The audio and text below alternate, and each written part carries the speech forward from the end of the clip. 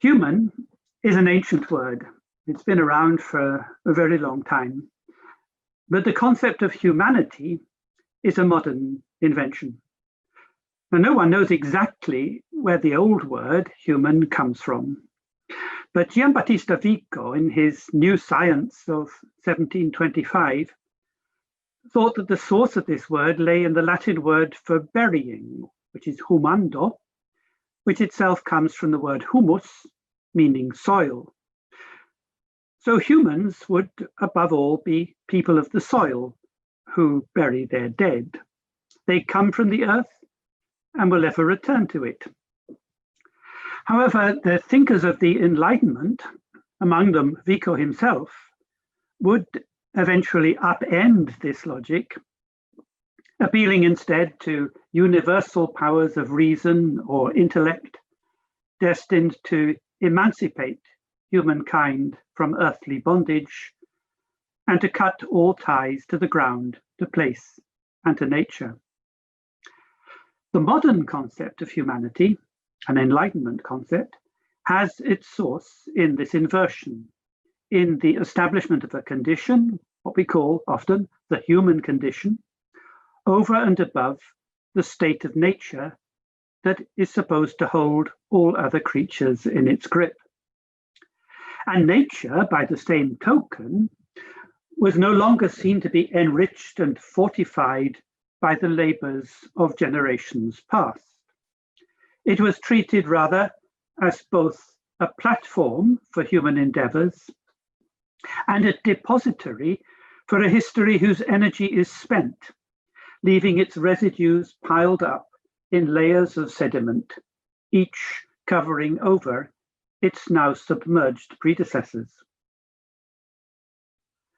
Thenceforth, the ground, understood as a passive substrate rather than an active and energizing force in the ongoing generation of life, could be excavated with impunity. Digging up the past, once associated with the dark arts of necromancy, became a respectable antiquarian profession.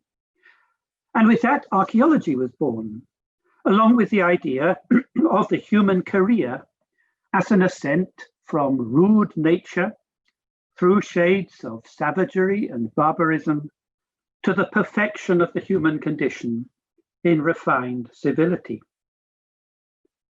Now, of this career, only the later phases, initiated by the onset of written records, were considered to be truly historic. Everything prior to this watershed was considered preparatory for civilization, much as childhood was considered preparatory for adult life. So real history is for grown-ups.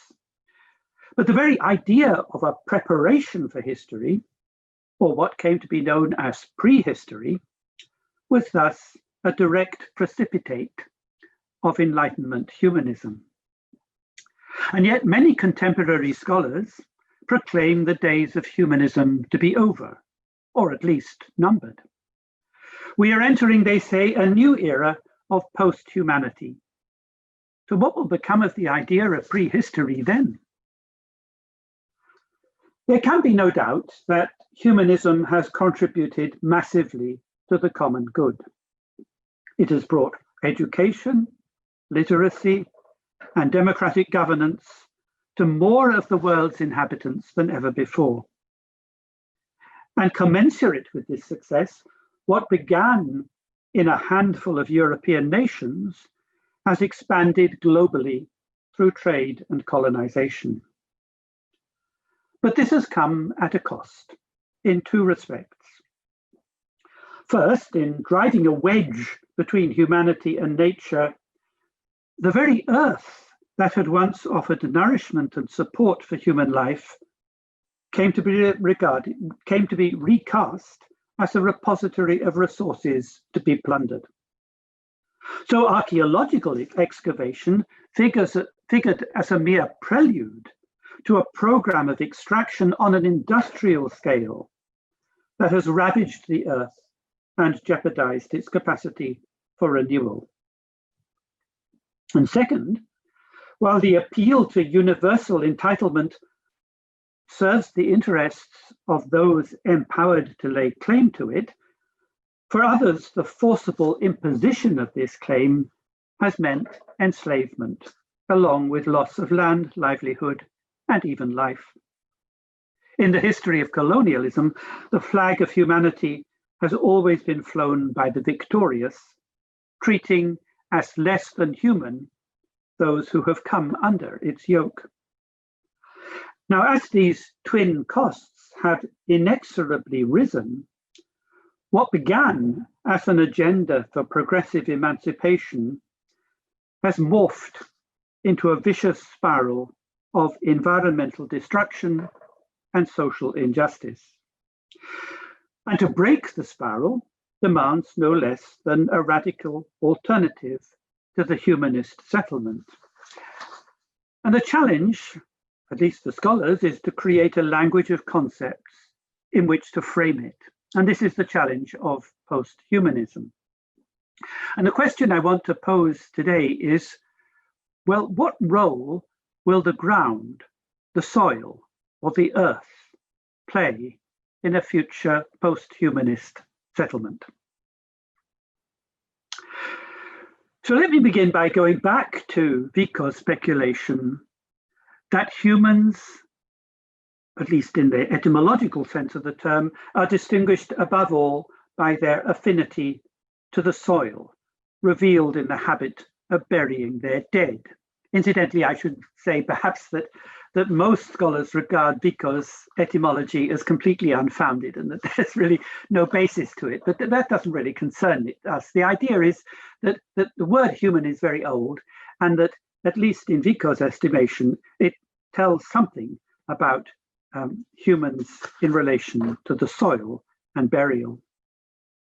Because indeed many humans do bury their dead, and these burials have yielded rich pickings for prehistorians and archaeologists.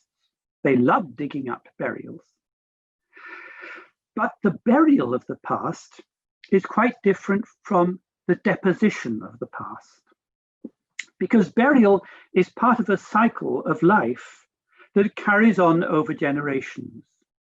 In it lies the potential of generations past to produce those to come. So rather like a seed or a tuber that the farmer plants and hopes will take root and grow, the human body in burial harbors in itself the forces of renewal that will bring forth future life. But excavation, as practiced by archaeologists, breaks the cycle by extracting the body from the ground rather than allowing it to regenerate. And that's exactly why it has proved so contentious, above all, in the campaigns waged by archaeologists in the wake of colonization to unearth the pasts of the peoples native to colonized lands. For these colonial archaeologists, immured in the idea of history as the positive impulse of progressive humanization, the grave was a kind of double negative, the already submerged of a presently submerged past. The idea is that first, in antiquity, people would have placed their dead below ground in the burial. Then the ground was itself covered over by the subsequent accretions of history. So in the colonial imagination, the burial comes to figure as a locus of dehumanization, of the dissolution of humanity into nature. And that's why archaeologists saw nothing wrong in emptying the graves they found of their bones and artifacts and in transporting them to faraway museums for analysis and display. But for native people around the world, the burial is an active force in a process of human growth and becoming. It's not just a place of death, but the guarantor of future life. And so to unearth the burial, to dig it up, is to render this guarantee null and void. Well, whether the damage can ever be repaired by repatriating the remains is moot, and of course is a topic of intense debate at the moment, because the cycle of life, once broken, is not easily made whole again. But I think everything here depends on how we imagine the ground.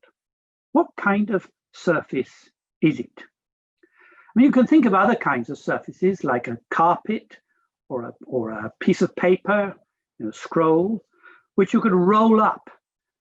Indeed, the original sense of volume referred to a scroll of this kind, a two-sided surface like a sheet of paper or a carpet if you rolled up into a volume. Now, of course, it's not literally possible to roll up the ground like a sheet of parchment. You only ever see it rolled up nowadays in garden centres sometimes. If you want to buy turf to restore your lawn, you can buy a roll of grass with a little layer of soil underneath. But normally it's not possible to roll up the ground as if it were a sheet of paper or parchment. But it is possible to turn the ground. I mean, consider, for example, the medieval ploughman who would turn the ground with every seasonal turn in the agricultural calendar. In April for spring crops, in June for the late summer harvest, and in October for winter wheat and rye. The purpose of ploughing was both to prepare the earth for future planting by breaking up the surface residues of the previous crop, and to bring up nutrient-rich soil from deeper down. And thanks to this continual turnover, the ground would continue to yield year after year. Following a cycle of rotation, fertility born of the past would bear fruit in present flourishing. And indeed, the ground, speaking to the husbandman with the bounty of previous harvests, was a surface not just of cultivation, but of remembering.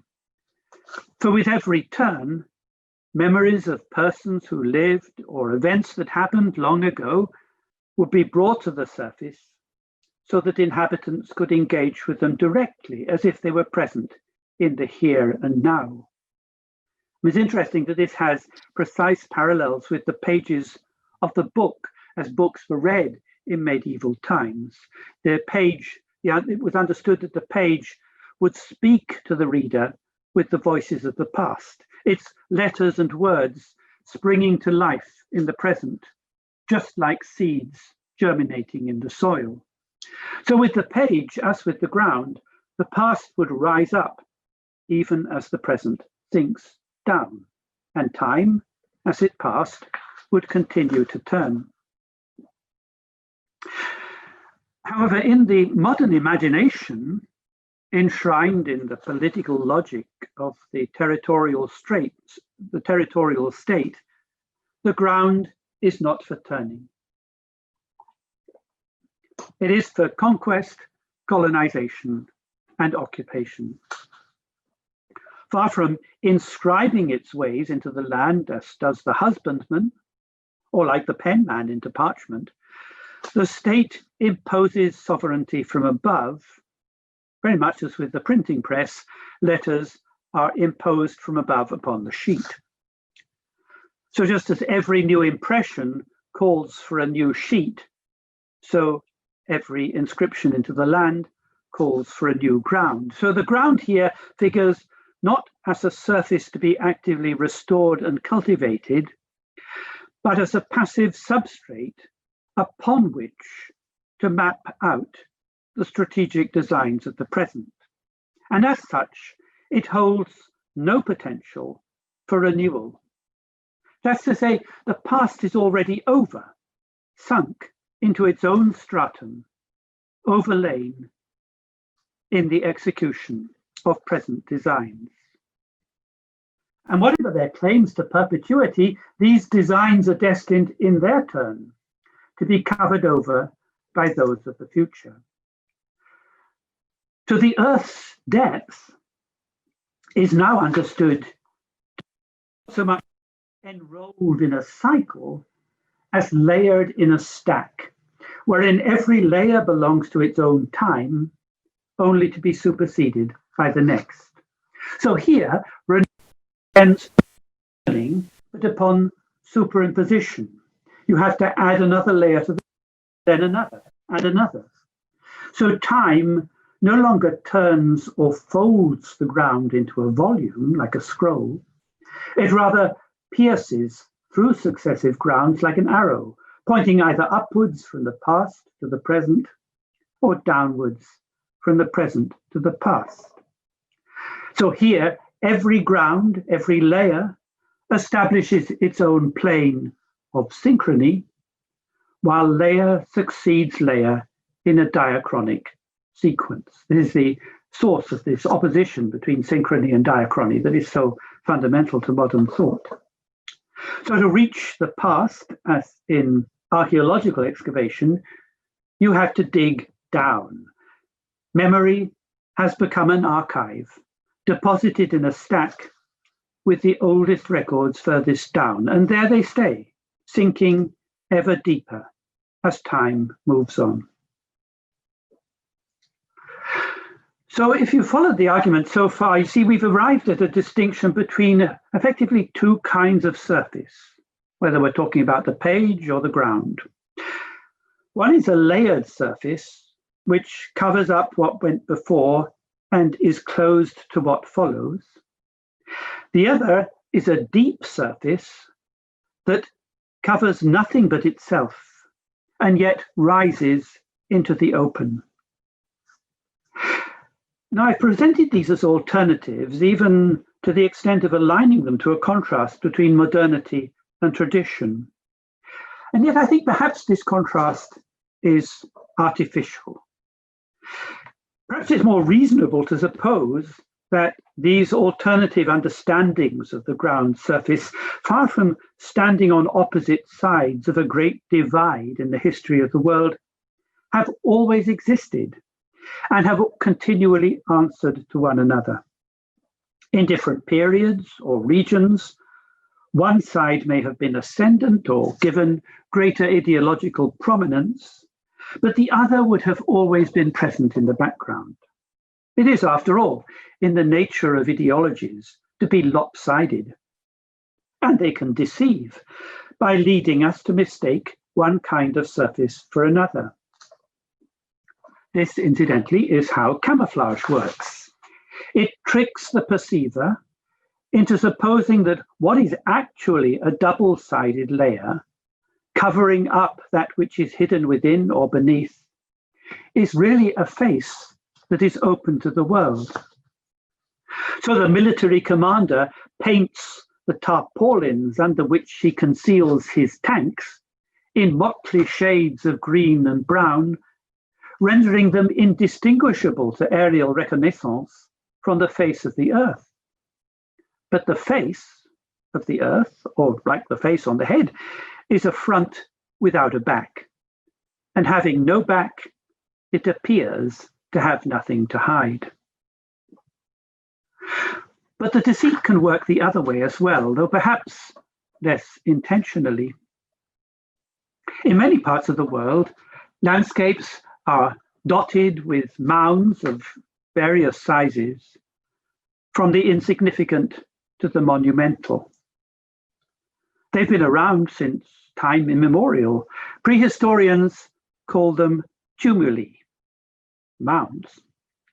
Now, just how and why tumuli were formed remains a matter of controversy, which need not detain us here.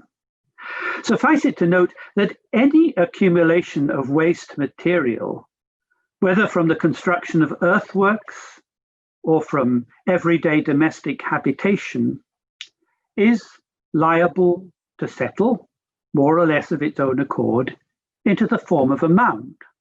And if you're at the beach and you're digging a hole in the sand for fun, and you put the sand you've dug to one side, it will form a mound, more or less of its own accord.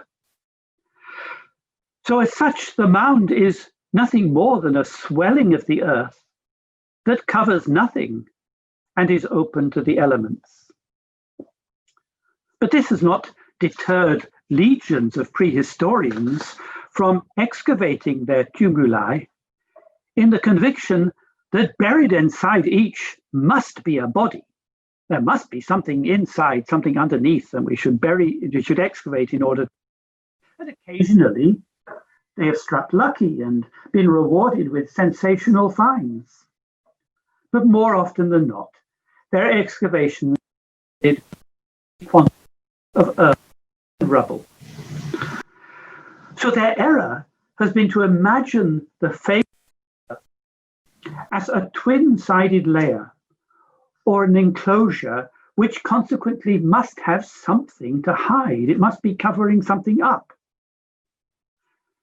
But could the practice of burial actually point to a different conclusion? So let's go back to Vico and his ideas about the human as a creature that buries its dead.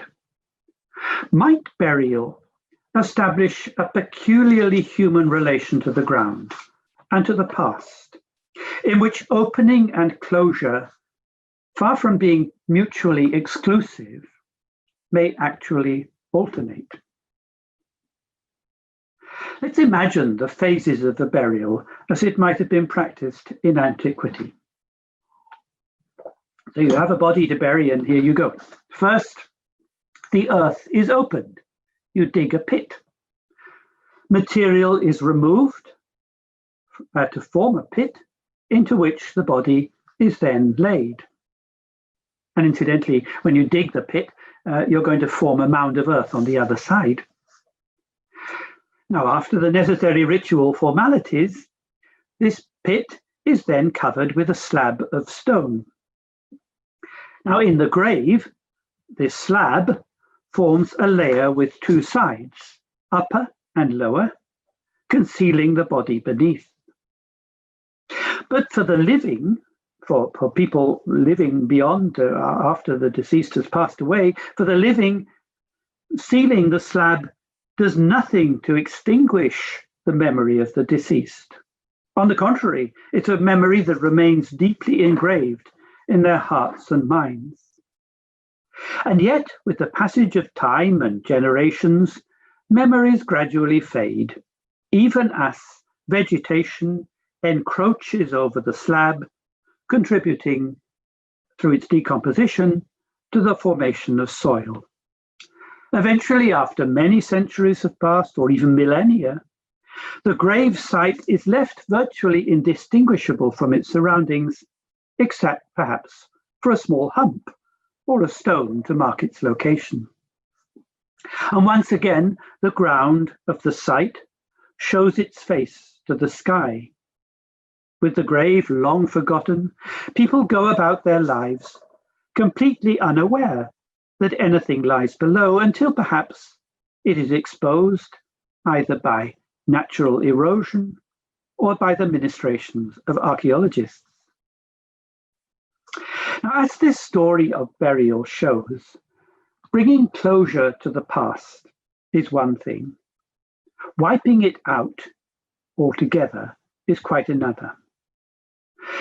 Drawing a line over the past or sealing it underground will not make it go away.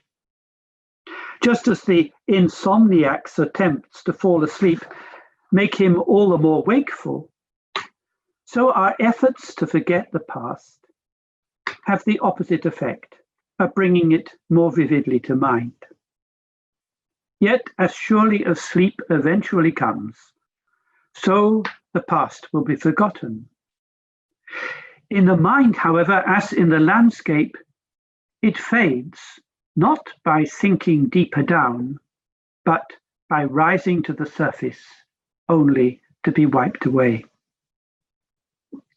So what does all this mean for the way we think about memory?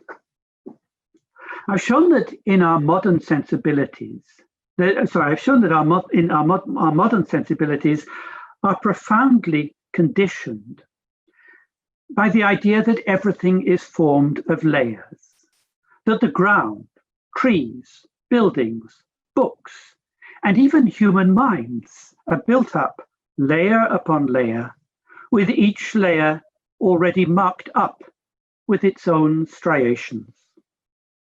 The past, then, is visible only by way of the translucence of the present. We have to be able to see through the present to see the past. But the ground as a surface teaches us otherwise. It tells us that with the passage of time, material is not added, but worn away through erosion, and that to mark it up means cutting deep. Our oldest memories, then, are not the deepest, nor are the most recent memories the shallowest. On the contrary, what is furthest in the past is closest to the surface. Minds, as well as in the ground we tread, our recent deeds are most profoundly seared, while traces of the distant past are so shallow as to be on the point of disappearing altogether, erased by the winds of present suffering. Like old paths, grown so faint as to be no longer recognizable, memories only truly fade as they surface into a present whose texture, rather like the texture of a veil, is opaque. There's surely a lesson here for tyrants everywhere who believe that their murderous acts can be struck out, deleted from the record, and hidden underground. They imagine the ground as a cover-up, thinking that beneath it, the evidence can be forever concealed from posterity. This is literally to overlook the past in both senses of the word. It is to keep it under surveillance, but at the same time to turn a blind eye. Yet deeds will have their comeuppance and will only be gone once and for all when they finally surface to be wiped out by the ravages of time. Perhaps then, and I'll finish here, the ground, the soil, offers not just a burial place, but hope for future renewal. Thank you very much. I have just one question for you, I think, that is lingering after your talk just now, and also after reading correspondences, which has to do with hearing your comments on the long-time nuclear waste warning messages. Yes. Project in the 80s and early 90s about if we bury this deep underground, how can we tell generations, thousands of years from now, or even millions, I think they thought, not to dig right here. And I was really fascinated when I was reading about this. You mentioned nuclear waste in correspondences, but I was also really fascinated thinking about this at the fact that the attempts at inscription that were made, or the attempts at making those marks, were linguistic, physical, and architectural. So like write a sign, make a big, scary looking monolith thing. And then the third one being obviously cultural and the transmission of a kind of myth and cultural memory about that, which may in fact in deep time feel more resilient. And so I was wondering if you could just speak a little bit to that, about those kinds of three forms of inscription, and whether indeed then myth and cultural memory is the most resilient kind of memory. Well, there are two things. The first is I remember that several decades ago, I don't remember exactly when, maybe in the 1970s or maybe even earlier, the US government formed a commission of some kind to look into the problem of how to indicate the location of dangerous radioactive wastes, where there'd been nuclear test sites and things like that. And one of the members of that commission was the semiotician Thomas Sebeok. And I remember reading an article that he'd written about this as a member of the commission, and they had come to the conclusion that the problem was in fact insoluble, and that the only way to do it which is not really a solution because there's no guarantee that it would work, would be to ensure a fail-safe transmission mechanism from generation to generation to generation, which would ensure that even though language changes over the time, each generation would be passing the information on to the next in a mutually comprehensible language, and so there'd be an unbroken chain of transmission. That would be the only way to do it. Which, and I say that was no solution because there's no way of guaranteeing that the chain of transmission won't be broken. Though quite interestingly, prehistorians at the same time were suggesting something rather similar. There was the big problem in prehistory was why what appeared to be an artifact, namely the Acheulean hand axe, which which has a particular form, a sort of pear-shaped form, and clearly has been fashioned by early humans, retained its form for something over 1 million years. How on earth was this done? There's no any existing ethnographic example of such durability of transmission. I think the answer is that it wasn't about the transmission of form at all, but it was the same problem, and that leads to the second issue, which is that the problem we have of how to indicate the location of radioactive wastes to people living thousands of years hence is a sort of reverse of the same problem in reverse of how we interpret prehistoric cave art from instructions that were made maybe 30,000, 40,000 years before the present. We see these paintings and we say, well, they obviously must mean something, but we don't know exactly what, and we make all sorts of guesses. However, there is one, the really interesting case is cave art in Australian Aboriginal cave art. Because of the European bias in prehistory, prehistorians have tended to be a bit sort of dismissive of Aboriginal cave art. But what's really exciting about that is that until recent times, and maybe even still, those paintings were still being retouched in ceremonials that had been practiced, so far as the people are concerned, forever. And so actually, there is something that looks a bit like a continuous chain of transmission over at least 10,000 years, maybe considerably more than that. So I don't know the answer, but these things are really fascinating as to how it is. Is it even in theory possible to send information across deep time? Could it possibly be that that the dynamics of cultural transmission have a sort of slow motion inertia that would parallel that of the geological record? I don't know. That's very interesting. It makes me think, the closest I can think of is the pioneering plaque, which was that plaque that was engraved with a series of symbols and sent in one of the space shuttles to the moon in 1972, mm-hmm.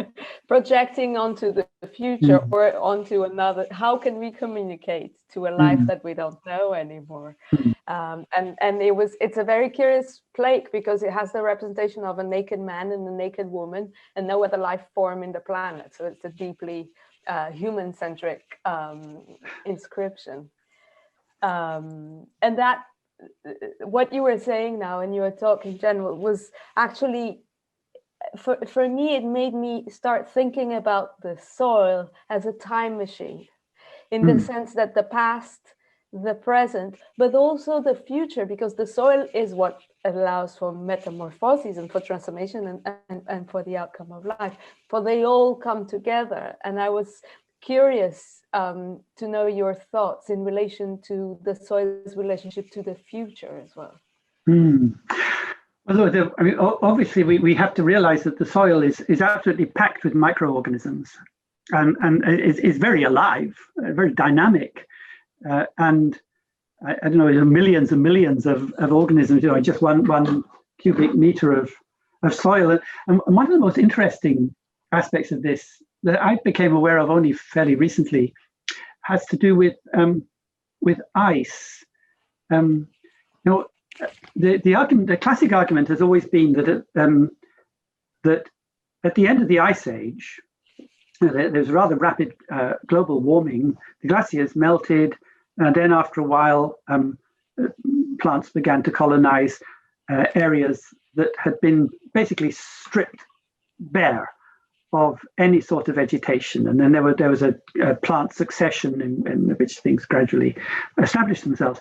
But what we now know is that glacial ice is absolutely jam-packed with bacterial life, and when the ice melts, it doesn't leave bare rock at all. It leaves something like a compost heap. But all this stuff is deposited there, and things begin to grow very, very rapidly. And apparently these bacteria can survive sort of cryogenically, more or less indefinitely. I mean, they can be there forever. They're not doing anything, but they're there. And as soon as they're returned to an environment that is moist and where there's sunlight and everything else, they'll spring back into life. So it's possible in that sense for there to be a kind of incipient soil that is all ready to go. I don't know how that really bears on your question, but I think it's very interesting. No, the latency, the potency of it. Yes. Yeah. So if the Greenlandic ice sheet melts, and that's more or less just about all that's left of the ice age is covering green. If it melts, then it's not going to leave bare rock. It's going to leave an extremely fertile landscape. Yeah. Thank you so much, Tim.